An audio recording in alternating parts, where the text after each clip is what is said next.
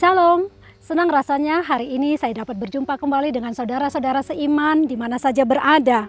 Kita adalah umat pemenang yang diberkati oleh Tuhan. Amin, puji Tuhan. Mari sama-sama kita merenungkan firman Tuhan pada pagi hari ini yang terdapat di dalam Injil Markus. Markus 4 ayat 35 sampai 41. Perikopnya berjudul Angin Ribut Diredakan. Nah, di dalam ayat-ayat ini menceritakan pada satu hari Yesus mengajak kepada murid-muridnya untuk menyeberangi danau dengan menggunakan perahu. Dan murid-muridnya mengikuti apa yang Yesus katakan. Di perahu itu sementara mereka berlayar, Yesus tertidur. Tetapi apa yang terjadi? Dengan tiba-tiba firman Allah berkata, mengamuklah angin yang dahsyat di danau itu, sehingga gelombang yang besar menerpa perahu murid-murid. Perahu murid-murid terisi dengan air, mereka sudah berusaha membuang air yang masuk, tetapi mereka tidak mampu mengendalikan situasi itu. Ketika perahu mereka hampir tenggelam dan jiwa murid-murid dalam bahaya, mereka berseru kepada Yesus, "Tuhan, tolonglah, kita akan binasa." Mereka berseru kepada Yesus. Dan kita melihat di dalam ayat yang ke-39 firman Allah berkata, Yesus pun bangun. Mendengar seruan itu, Yesus pun bangun. Ia menghardik angin itu dan berkata kepada danau itu, "Diam, tenanglah."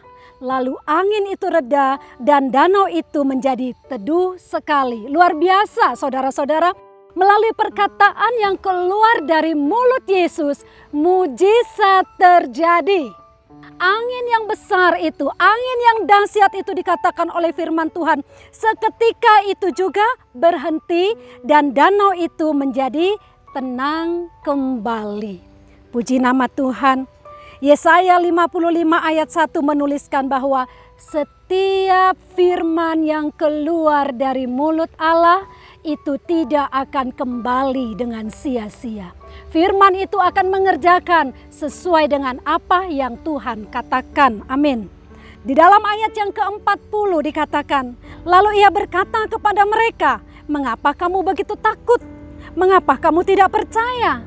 Di ayat ini Yesus menegur murid-murid. Yesus bertanya, "Kenapa kamu takut?" Saudara, kita tidak pernah tahu apa yang terjadi di depan kita. 1 menit, 2 menit, bahkan 5 menit di hadapan kita tidak tahu apa yang akan terjadi. Seperti dengan murid-murid ini. Awalnya semua baik-baik saja. Awalnya danau itu juga begitu tenang.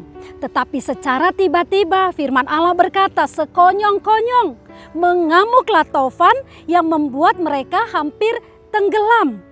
Banyak juga anak Tuhan menghadapi hal yang sama di dalam kehidupannya. Tidak siap ketika menghadapi masalah yang terjadi secara tiba-tiba.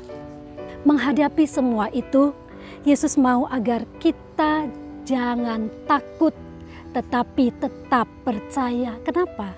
Karena Yesus ada di dalam hidup kita. Yesus berjanji bahwa aku sekali-kali tidak pernah meninggalkan engkau dalam keadaan apapun. Nah saudara-saudara, inilah yang Tuhan inginkan agar kita tetap kuat dan tetap percaya.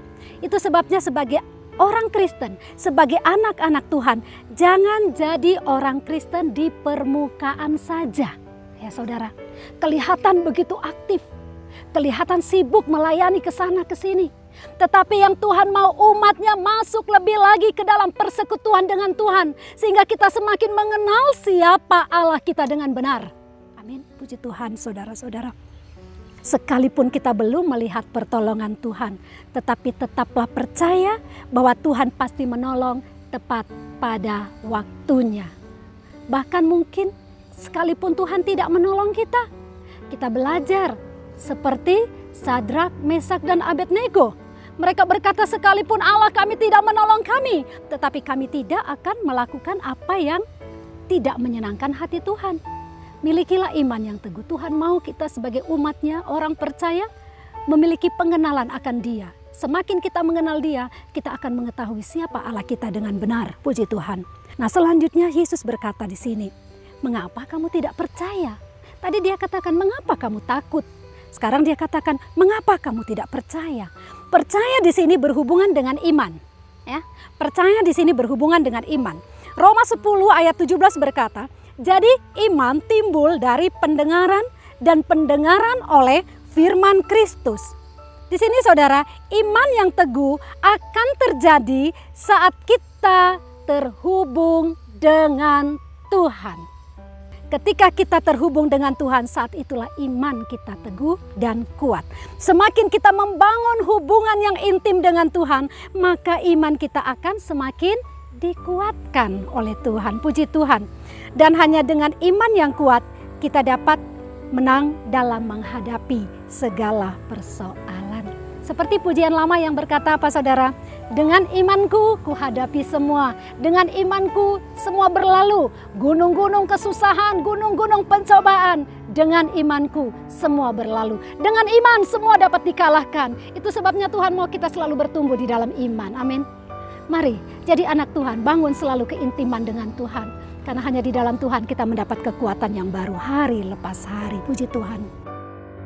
Kalau ada mungkin di antara saudara yang hari-hari ini mungkin sedang mengalami jalan buntu, ya, menghadapi satu kemustahilan di dalam kehidupanmu, saya mengajak, mari bangun persekutuan dengan Tuhan. Banyaklah membaca dan merenungkan firman Tuhan. Karena firman Allah katakan tadi apa? Iman itu timbul ketika kita mendengarkan firman Tuhan. Apa yang masuk di dalam hidup kita itulah yang akan menguatkan kita. Sebagaimana tubuh jasmani kita beri makan setiap hari, tubuh rohani juga harus diberi makan. Agar apa? Agar iman kita tetap kuat. Dan makanannya adalah apa? Firman dan persekutuan dengan Tuhan. Puji Tuhan. Semakin kita intim dengan Tuhan, maka iman kita akan semakin diteguhkan, kokoh bagaikan karang. Puji Tuhan saudara. Daniel 11 ayat 32 berkata, tetapi umat yang mengenal Allahnya akan tetap kuat dan akan bertindak. Haleluya. Hanya orang yang mengenal Allahnya dengan benar yang akan keluar menjadi seorang pemenang. Karena apa? Karena Tuhan adalah Allah yang tidak pernah tinggalkan kita sendirian. Bagaimanapun keadaan kita, milikilah iman yang teguh di dalam Tuhan. Mari kita sama-sama berdoa. Bapa, di dalam nama Tuhan Yesus Kristus kami mengucap syukur kepadamu pada saat ini. Terima kasih buat firman yang sudah kami terima dari Tuhan. Tuhan, tambahkan terus iman kami kepada Engkau. Hanya Engkau yang dapat memberi kami kekuatan yang baru hari lepas hari. Begitu banyak pergumulan-pergumulan di dalam hidup kami. Tetapi kami tetap percaya ketika kami hadapi semua bersama dengan Tuhan. Maka kami diberi kekuatan untuk menang mengatasi semuanya. Terima kasih Tuhan, teguhkan iman kami. Dan biar kami tetap menaruh harap dan percaya kepada Engkau. Dimanapun umat Tuhan berada hari ini yang sudah mendengarkan firman Tuhan, Tuhan teguhkan iman mereka. Mungkin hari-hari ini ada yang dalam pergumulan, menghadapi satu kemustahilan dan menghadapi jalan buntu. Tuhan, di dalam Engkau akan bukakan jalan. Karena di dalam Tuhan selalu ada jawaban bagi setiap kami, anak-anaknya. Kami bersyukur punya Tuhan, kami bersyukur kami tidak pernah sendirian. Hari ini adalah hari yang Tuhan telah jadikan bagi kami. Dan kami percaya hari ini berkat Tuhan sudah tersedia bagi kami. Dengan iman kami mau menerima semua yang terbaik yang dari Allah itu. Terima kasih Tuhan. Engkau memberkati umat-Mu di mana saja berada. Pekerjaan, usaha, mentah pencarian mereka Tuhan berkati.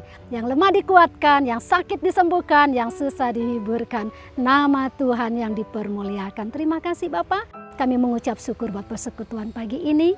Di dalam nama Tuhan Yesus Kristus. Haleluya. Amin.